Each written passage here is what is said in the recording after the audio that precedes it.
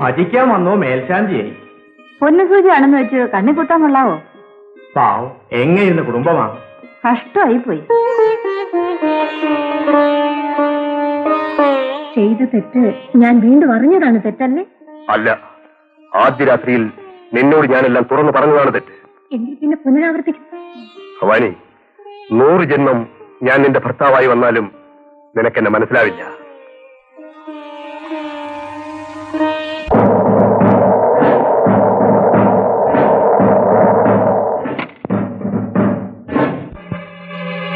ഭവാനി, ഭവാനി.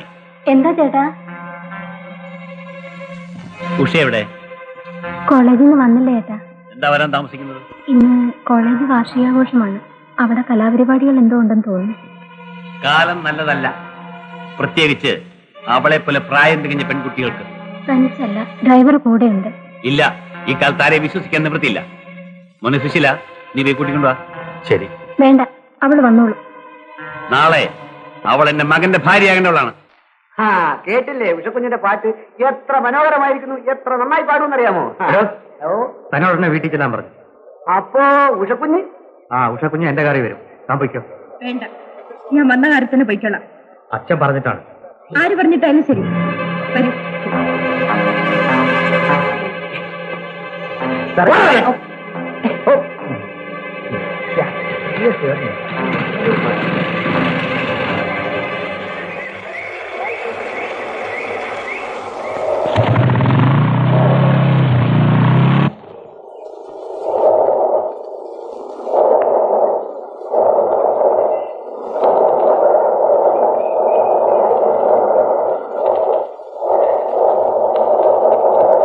എങ്ങനെ നിന്റെ മുറിച്ചെടുക്കണായെന്ന എനിക്കറിയാത്തത്. അമല കോളേജിന്റെ മുന്നിൽ ഏത് നേരം ചുറ്റുന്ന കാണാം. ഇപ്പഴാ പാർട്ടി എന്നെ വിവാഹം കഴിക്കണമെന്ന് പറഞ്ഞ നടപ്പ്. കഴുത്ത് കാണിച്ചു കൊടുത്തോ മാലയിടാൻ? പിന്നെ അതിന് ഉഷയിച്ചിട്ടില്ല. Hello Shanthi, you are welcome.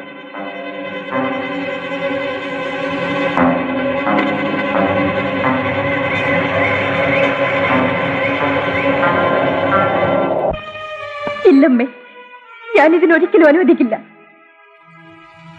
എന്നെ നൊന്ത് പ്രസവിച്ച അമ്മയാണോ ഇത് പറയുന്നത്? എനിക്ക് വിവാഹമേ നടന്നില്ലെങ്കിലും വേണ്ടില്ല, ഞാൻ സുശീലന്റെ വിവാഹം കഴിക്കില്ല. അമ്മയുടെ വേദന ആർക്കും മനസ്സിലാവില്ല മോളെ. വേദന എന്റെ ജീവിതം കുരുതി കൊടുത്താലേ അമ്മയുടെ വേദന തീരുവല്ലേ? എന്റെ അച്ഛൻ മരിച്ച അന്ന് മുതൽ ഞാൻ തീ തിന്നുകയാണ്.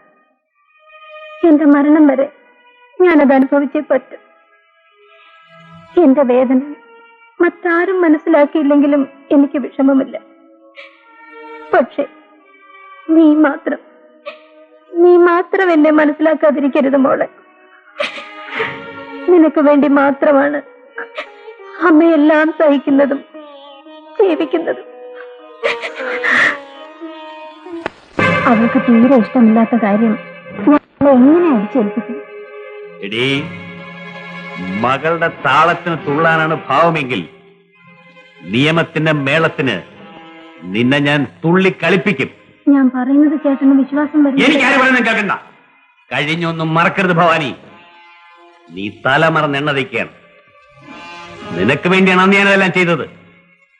ആ വീട് കത്തിച്ചത്, അവളെ ചുട്ടരിച്ചത് എല്ലാം നിനക്ക് വേണ്ടിയായിരുന്നു.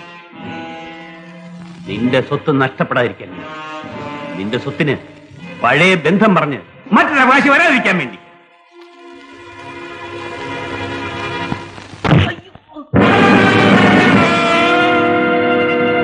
ഇങ്ങനെയാണോടാ തിരുമുന്നത്? കാലൊരുമി നേരെ ആക്കിയോണ്ടല്ലയോ ചവിട്ട് കിട്ടിയത്. പക്ഷെ അടുത്തിക്കോ.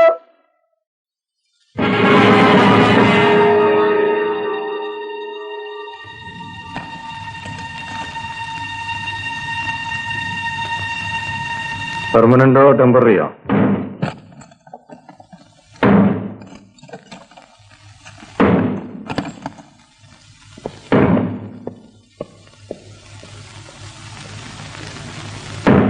ഇവിടെ ഒന്ന് കലക്കേ ഇറങ്ങുള്ളൂ എന്നാ തോന്നുന്നത്.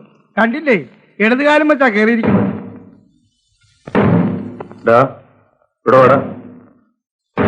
ഉസ്താദാ വിളിക്കുന്നത്. ദിടീർന്ന് വരണം, അല്ലെങ്കിൽ തിരുമും.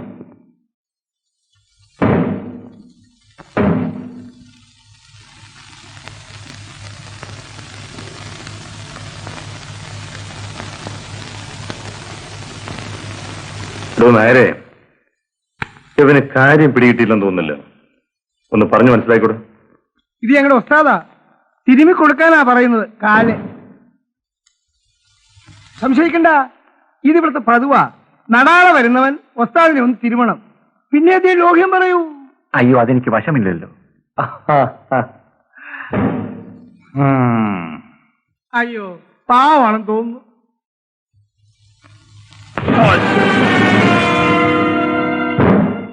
വശമില്ലല്ലേടാ.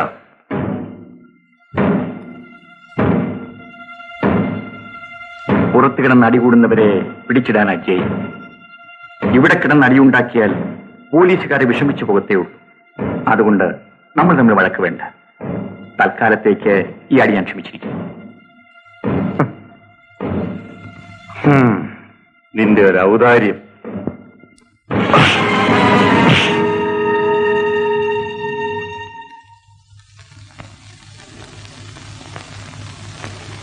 ജയിലിനകത്തും ഒരു മത്സരം വേണ്ടാന്ന് വെച്ച് ഞാൻ ഇതുവരെ സഹിച്ചു. അടി കൊടുക്കുന്നതല്ലാതെ കൊള്ളുന്ന സ്വഭാവം എനിക്കില്ല. ഇനി എന്നെ തൊട്ടാൽ എന്റെ സ്വഭാവം മാറും. എന്നാലൊന്ന് കാണണമല്ലോടാ.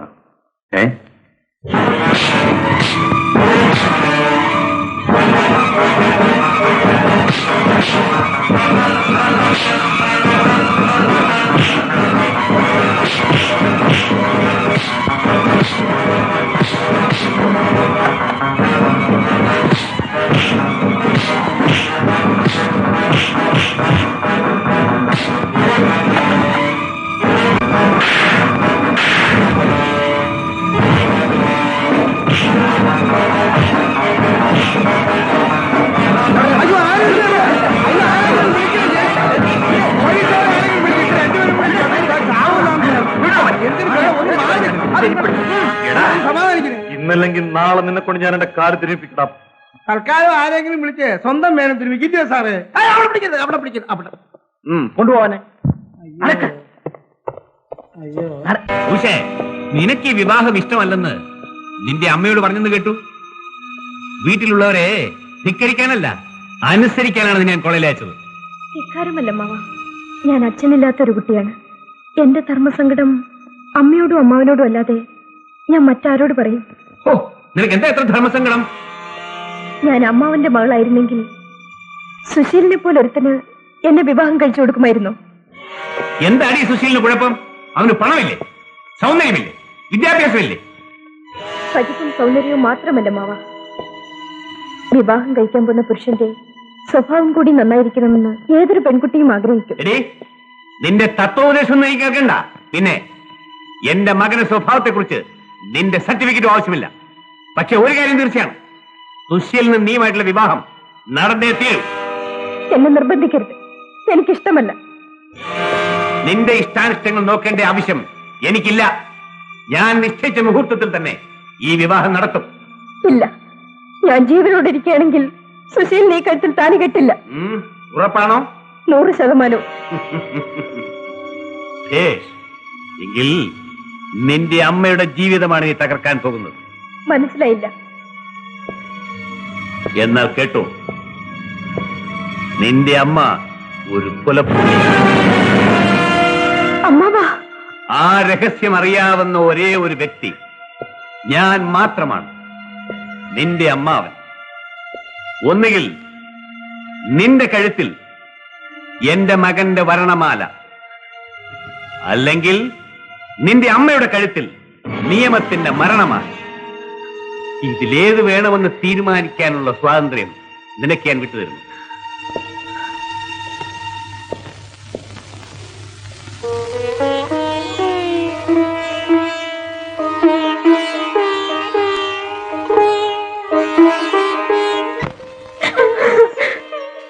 അമ്മേ, മോളെ.